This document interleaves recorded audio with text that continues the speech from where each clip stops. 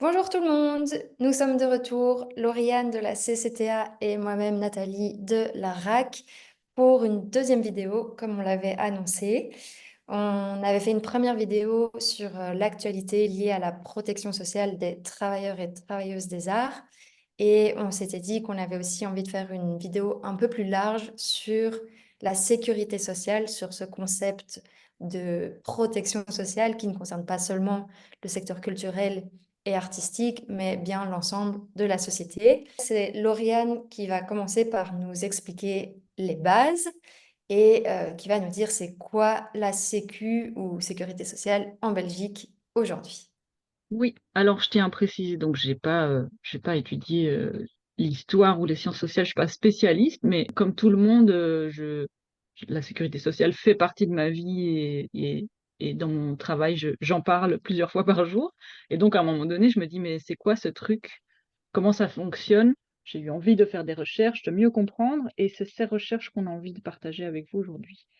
Alors, ce que je comprends de la sécurité sociale, donc c'est un système d'assurance obligatoire et universel des coûts engendrés par les risques sociaux. La sécurité sociale, elle fait partie de la protection sociale, et la protection sociale, c'est l'ensemble des mécanismes de prévoyance collective qui permettent aux individus et aux ménages de faire face financièrement aux conséquences des risques sociaux, c'est-à-dire aux situations pouvant provoquer une baisse de ressources ou une hausse des dépenses, vieillesse, maladie, invalidité, chômage, charges de famille, etc.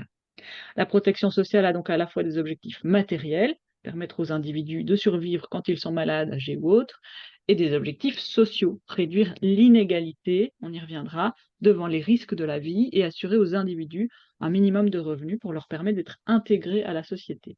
Lauriane, si je comprends bien à ce stade, la sécurité sociale, ça va être un mécanisme de redistribution qui permet Exactement. d'atteindre la protection sociale de tous les individus en Belgique. Oui, Et protection sociale, ça permet de lutter contre les inégalités socio-économiques, entre autres. oui. Le financement de la Sécu, il est dit solidaire parce qu'il provient majoritairement des cotisations sociales, donc personnelles et patronales, qui est un pourcentage fixe sur chaque salaire. Donc tout Mhm. le monde contribue à hauteur de ses possibilités. Ok, donc c'est ça ce système de redistribution. Et du coup, est-ce que ça veut dire que les personnes plus aisées participent plus au système? Comment ça se passe? Oui, c'est vrai que les personnes qui ont des salaires plus élevés contribuent davantage, mais info qui peut être intéressante, je ne sais pas, on observe aussi qu'elles bénéficient davantage des prestations de sécurité sociale, notamment en raison de l'écart très important d'espérance de vie. Donc les personnes qui ont les salaires les plus hauts bénéficient par exemple de retraite pendant plus longtemps et que c'est les personnes qui ont les salaires les plus hauts ont tendance à euh, mieux mettre à profit les prestations auxquelles elles ont droit. On observe un phénomène de non-recours aux droits des personnes qui ont des très bas revenus. On l'a dit dans la vidéo sur la protection sociale des travailleurs et des travailleuses des arts, il y a trois régimes professionnels en Belgique. Le régime salarié, qui est très majoritaire, ça concerne environ 4 millions de personnes, donc c'est 75% des dépenses. Le régime indépendant, ça concerne environ 770 000 personnes. Et le régime des fonctionnaires. Et à ça s'ajoute aussi, c'est pas un régime, mais disons le système de l'assistance sociale. Assistance sociale, c'est différent que sécurité sociale. Exactement. Il y a un système qui est basé comme plutôt une assurance sur la cotisation et un système basé sur l'assistance, qui est le dernier recours. La sécu sociale, c'est pour les salariés. C'est ça. Quand on dit la sécurité sociale, on parle majoritairement de la sécurité sociale des salariés. Donc on pense aux retraites. Les retraites, c'est Mhm. une grosse part du budget.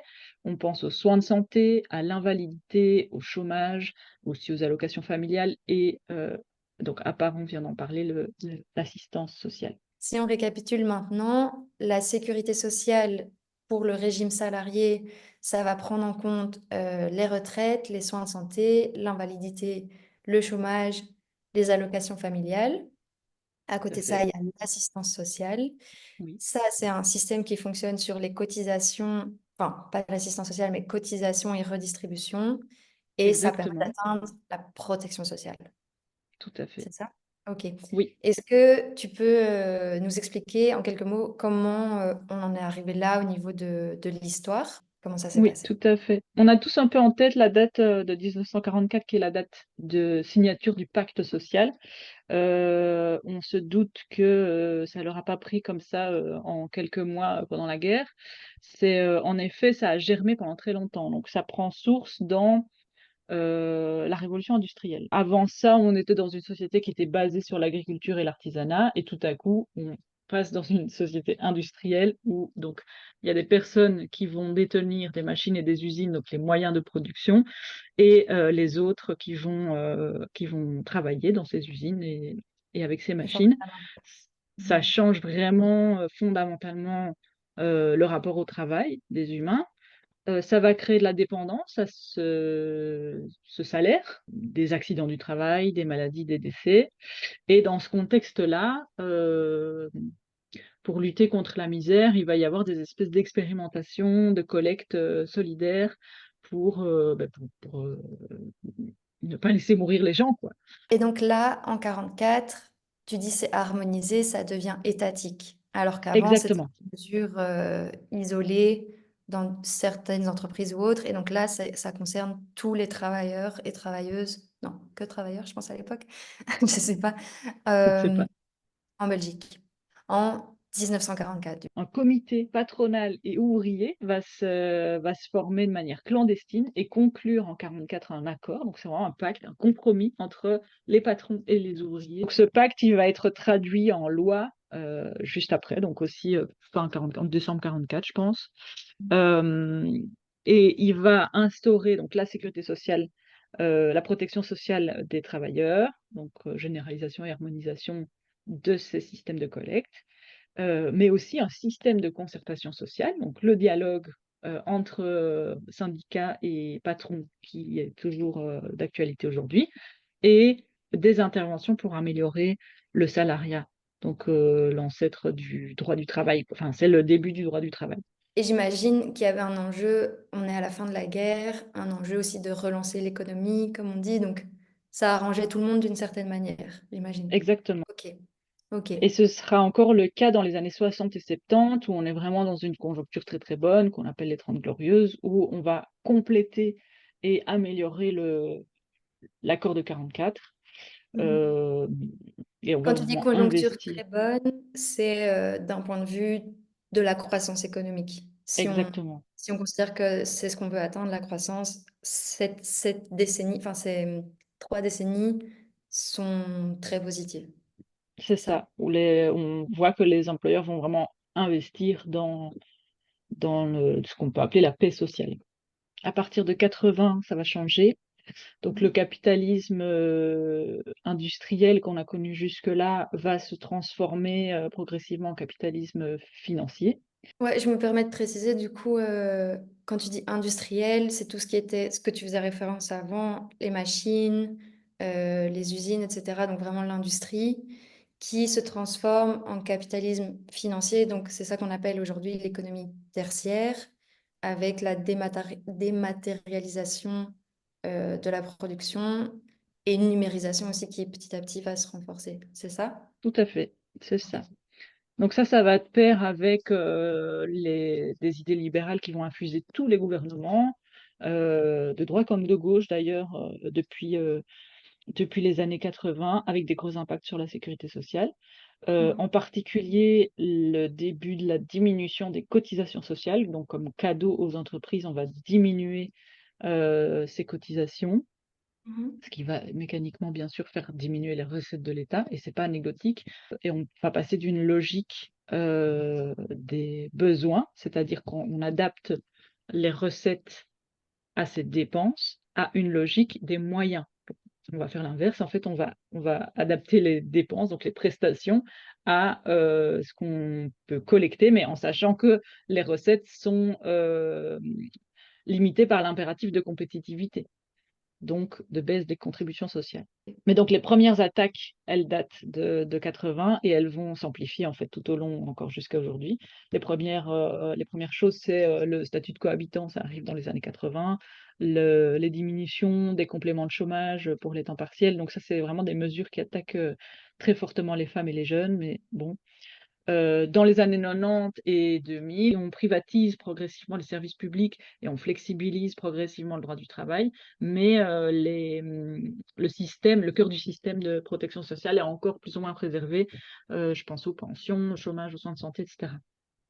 Par Ok. contre, après ça, on a la crise de 2008, la crise financière qui arrive, puis la crise de la dette privée et publique. Donc là, on est aux alentours de 2011-2015. Et ça ne ralentit pas le néolibéralisme, ça aurait pu, mais non, puisque la croissance est très ralentie pour maintenir les taux de productivité. On va attaquer le cœur du système, donc les pensions, la dégressivité des allocations de chômage, la réduction des soins de santé, ce qu'on connaît aujourd'hui. Donc on voit vraiment, là on arrive aujourd'hui avec un système qui est sous-financé, qui n'est pas entretenu et qui est aussi victime d'une bataille culturelle en quelque sorte. On a vraiment l'idée que c'est un système qui ne fonctionne pas alors qu'en vrai, il est rentable. Mhm. Voilà. Ok, d'accord. Donc si je récapitule, 1850, révolution industrielle, des premières collectes qui en 44 sont harmonisées au niveau de l'État. Puis à partir des années 80, économie tertiaire, mondialisation, néolibéralisme. Donc pour maintenir l'équation de la croissance économique et de la productivité et de la compétitivité, les États vont réduire petit à petit les dépenses pour la protection sociale. C'est Et ça? les recettes. Ok. Et les recettes de l'État.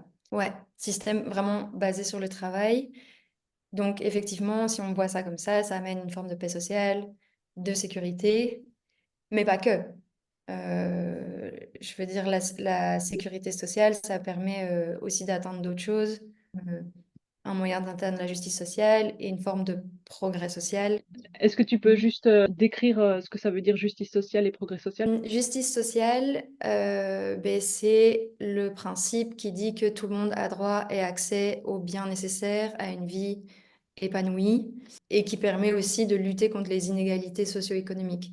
Euh, Et le progrès social, bah, c'est plus dans une logique d'évolution de génération en génération, que chaque génération puisse vivre mieux que celle d'avant, toujours en ayant un accès dit meilleur à l'enseignement, la culture, l'énergie, l'eau, l'alimentation, etc. C'est Mais ça. ça, c'est des enjeux. euh, c'est là qu'apparaît tout l'enjeu de la privatisation versus les services publics, parce que il y a ceux qui vont dire que c'est le rôle des services publics de donner accès à ça, à ce progrès social, à cette justice sociale, en fournissant de manière idéalement gratuite et universelle un accès à ces biens et services que sont l'enseignement, la culture, l'énergie, le logement, etc., versus les personnes qui veulent privatiser tout ça. C'est ça. En fait, il y a un vrai enjeu démocratique dans la sécurité sociale. Ok. Et bah, alors moi, je savais pas que la sécurité sociale, c'était dans les droits de l'homme. Donc, en Mhm. effet, ça l'est. Je suis allée lire les droits de l'homme, du coup. Et je prends conscience que ça s'inscrit dans quelque chose de plus grand que simplement un modèle économique, quoi. C'est vraiment une philosophie et on a besoin de cette sécurité sociale pour faire fonctionner le tout. Une démocratie sans égalité, sans Ouais. possibilité d'émancipation, ça ne fonctionne pas. C'est pas possible. Il y a trois leviers pour atteindre Ouais, plus d'égalité et de démocratie. Sécurité sociale dont on parle maintenant, les services publics, donc ce que je disais avant, l'accès à l'enseignement, la culture, etc., l'énergie, et le droit du travail. Donc ça, c'est toutes les règles, les statuts qui encadrent le marché du travail, les relations employeurs-travailleurs, par le biais de conventions collectives ou par la loi.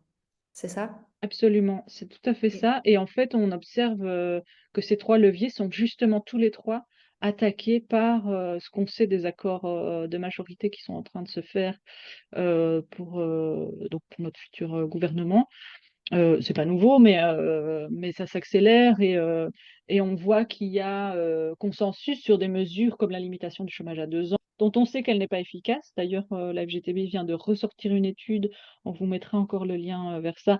Il y a aussi un article de l'ASBL Dockers qui est vraiment super bien fait sur la limitation du chômage et le fait que ça nous concerne tous. Mais il y a plein d'autres mesures qui sont en discussion dans l'accord de majorité qui relève de ces trois leviers sur le statut des fonctionnaires, sur les enseignants, sur le tronc commun. C'est vraiment à chaque fois ciblé sur le projet de réduction d'inégalités et l'émancipation. Ok, donc là, on vient de parler des accords de majorité, donc suite aux élections du 9 juin, dont on parlait aussi dans la première vidéo.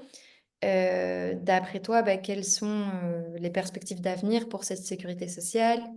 Aussi peut-être pour le salariat versus le régime d'entrepreneuriat. Euh, voilà, qu'est-ce que tu en penses de tes lectures et Ouais. écoute?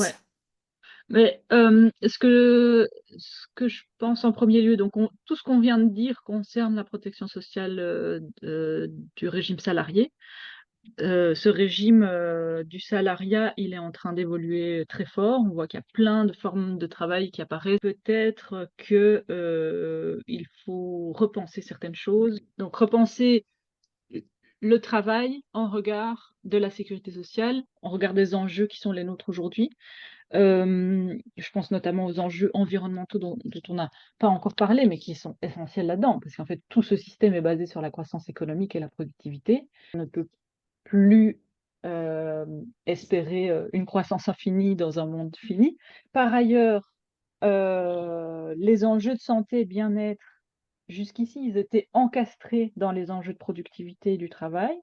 Mhm. Peut-être qu'on peut faire l'inverse, en fait. On peut partir de nos besoins en termes de santé et de bien-être et d'intégrer au cœur des dispositifs qui nous permettent d'atteindre la santé, d'intégrer le travail, la productivité, etc.